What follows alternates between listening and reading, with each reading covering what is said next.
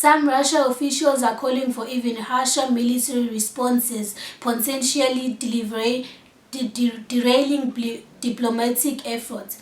While Ukraine's strike was a major tactic success, it may have hardened Russia's stance, making peace harder to achieve.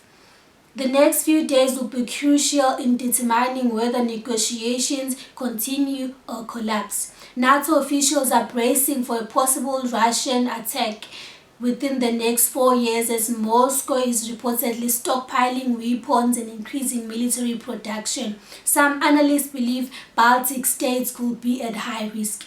Putin has signaled he's open to ending the war, but only if NATO holds its expansion eastwards and lifts some sanctions on Russia. He also wants Ukraine to remain neutral and for frozen Russian assets in the West to be resolved.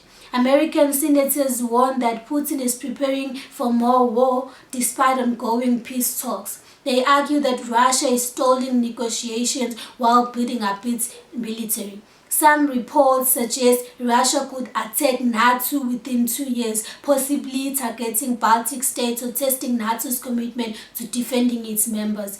It's a tense situation with peace talks scheduled but no clear resolution yet.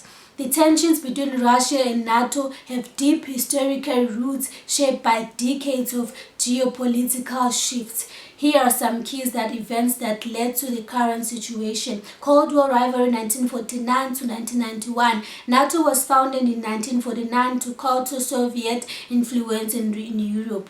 The Warsaw Pact 1955 was created as a Soviet response, leading to decades of military standoff.